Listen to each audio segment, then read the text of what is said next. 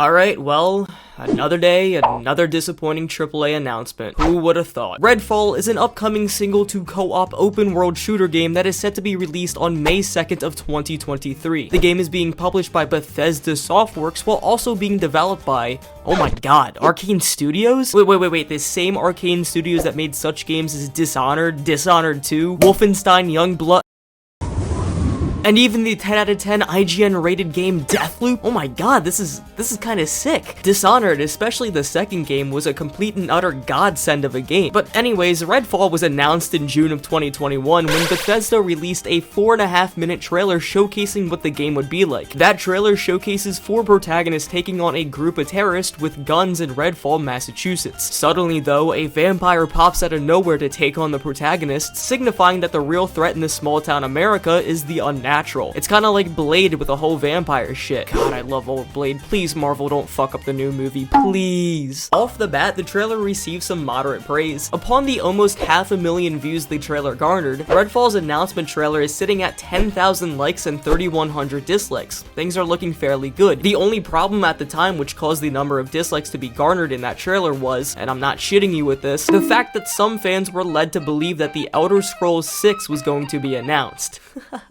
Alright then. For the next 2 years, Redfall would be developed by Arcane, with Bethesda releasing some updates, trailers, and even a gameplay reveal for it. And for a while, things were looking good, with hype slowly but surely being built up over time. In fact, a promotional bundle was even created that if you buy Nvidia's RTX 4000 GPU series, you get the Bite Back edition of the game for absolutely free. This bundle really gave the reason for people to purchase the 4-figure GPU, as if you were hesitant to buy it due to how costly the card is, you now have a fairly hyped new game to play. What could really go wrong for Redfall at this point? Well, kind of a lot. So about 2 months to 3 weeks ago, Bethesda released some game story explanations, some character trailers, and another 10-minute gameplay reveal. They even gave IGN and a bunch of other larger creators 90 minutes of access to play the game for an early review. But I gotta be completely honest, when I saw the gameplay reveals and the trailers, I wasn't disappointed, but I was a little bit skeptical. I wasn't completely skeptical like how I was with the trailers like the day before and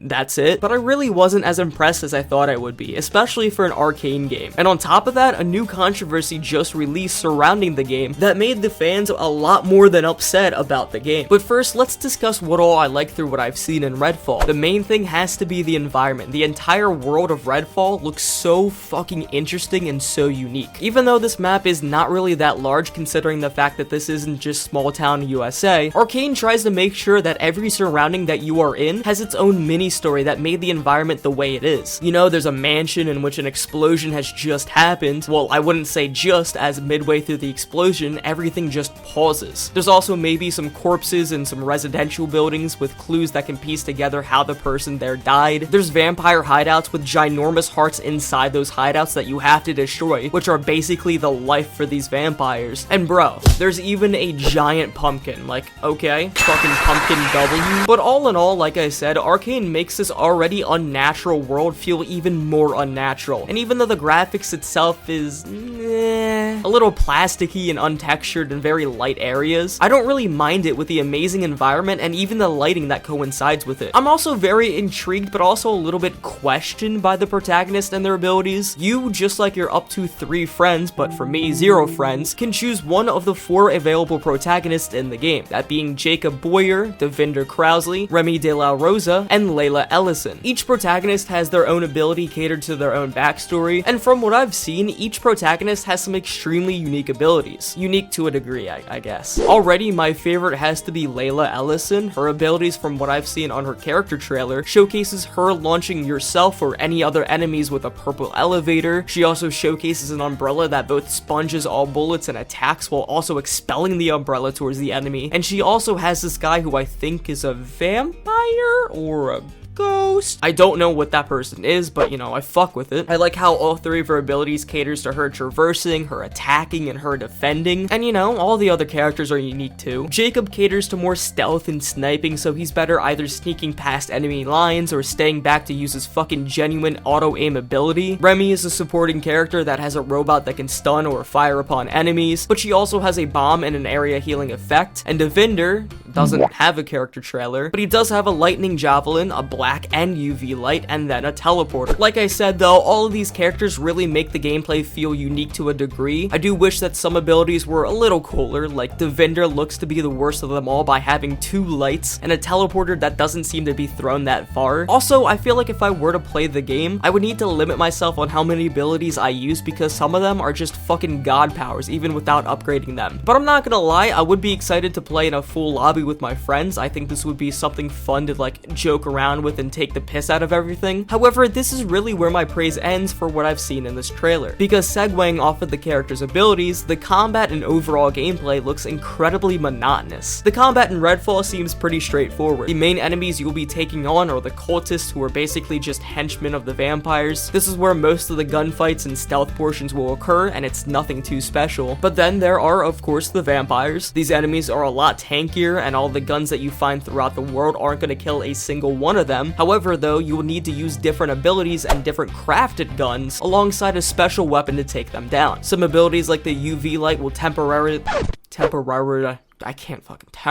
Some abilities like the UV light will temporarily turn the vampires into stone, where you can violently shatter them into multiple pieces. Electricity and other heat-related weaponry will also take down these creatures of the night. But if you still want to use guns, that's completely fine. Once shooting them enough times, they'll be stunned, and then you'll have to use the special weapon, a wooden stake, to drive it into the hearts of the vampires, killing them once and for all. That's actually cool, and it gives a good twist to the combat. And I gotta be honest, every time you use the stake in any trailer, the death animation for each vampire has to be the coolest death animation I've ever seen in a game. But then you realize that all of the other enemies within Redfall and any other game reveal are as dumb as a rock, and being killed by any one of them has to be the most embarrassing thing imaginable. From the horrible pathfinding to the fact that these enemies are as blind as a goddamn bat. The AI within Redfall doesn't resemble that of a 2023 AAA game, but rather just a Counter-Strike Global Offensive game where you have to take on bots. I don't know about the vampires or how tough they are. I do know that some of them do have different abilities as well, like one of them is a watcher that watches through the area and alerts the others when you get spotted, and another one is a badass looking boss that attacks you when you kill enough vampires. But the majority enemy, the cultist, really look easy and not fun to take on. Alongside that, the game feels completely running gun-esque, whether that is taking on the enemies that are patrolling the streets of Redfall, taking on a safe house to clear it to get more missions, or taking on a vampire hideout to lessen the threat. I don't really see any other playstyle of the game than just shooting them head on, especially with multiplayer. You get one character that has any sort of stealth element, that being Jacob with his cloak, and sure, you can use silencers for his sniper, his gun, or for any other gun for any other character to also thin out the herd, but I just cannot see you taking on a group of enemies and vampires with just a silencer when you have no chance of hiding when you get caught when playing with someone else or a full squad. So having just one style of playthrough for the multiplayer, in my eyes, that just being the shooting everything until it stops moving, makes the combat seem pretty repetitive and dull. However though, Arcane Studios did say that they wanted to create a spin of the Far Cry series, and I cannot name one game from that series that has a decent stealth mode, or really anything other than just shooting shit. Now the last concern I have for the game has been something that's been more of a recent controversy. Some people believe that this game should not be released at the state it is in, while others believe that the problem is minute and should not be worried, and that is the fact that Redfall will be running at 30 frames per second upon launch, well, at least for one console. In a tweet by Redfall, it is stated that the Xbox Series X will be launched at 4K 30 frames per second, with the Xbox Series S being launched at 1440p at 30 frames per second. There's no other performance mode added into this game yet for the Xbox, unlike any and every other shooter game released recently on the Xbox, with the 60 frames per second mode coming sometime later down the line that's just undisclosed. But why though? I'm not gonna act like I know anything regarding performance, a lot of that shit just flies right above my head, but the Xbox Series S and X are consoles that are advertised as the most powerful consoles out there. Is it because this game is being rushed and the developers did not have time to create a 60 FPS performance mode? And if it was rushed and they didn't have the time to do this, what other problems are going to be apparent due to this rushing? We have plenty of games that are completely rushed recently and had such underwhelming performances that can sometimes make the game just unplayable. And I gotta be honest, I don't ever want a shooter game that's at at 30 frames per second. You know, some games like The Legend of Zelda, that new one that's coming out, yes, I can see that being run at 30 frames per second because that caters to more of the genre. But I don't want a shooter game that looks rougher than me having sex with a piece of sandpaper. And even though Redfall is going to be hopefully at 60 frames per second on PC, the requirements is also horrible there. 16 gigabytes of RAM is needed to run this game with 100 allotted gigabytes of storage, but like, for what though? The map isn't huge in the slightest. In fact, Arcane takes pride in the short map, and it's estimated to be around 20 hours long, so it's nothing too long like Dying Light 2, which also had a shorter gigabyte RAM requirement, and the graphics look far worse than Fortnite Save the World, so what the fuck is happening here? All in all, I'm just worried about Redfall. I can't say concretely that this game sucks or this game is going to be good, because no matter how long I see these trailers, gameplay, and controversies, Redfall is not fully released yet, so it's unfair to have a full opinion on it. But from what I've seen, I just feel extremely skeptical, and as of right now, I definitely would not be willing to pay $70 for this game. Also, yes, this game will be set at $70. A good fucking job, dude. Why are AAA games being raised at $70? This fucking sucks, dude. But what did you all think of Redfall right now? Are you excited to play this? Are you doubtful? Leave it down in the comments below. But other than that, I'm gonna end this video here. Thank you all so much for watching. If you guys like this video, maybe hit that like button and subscribe. But other than that, I will see you all in another video.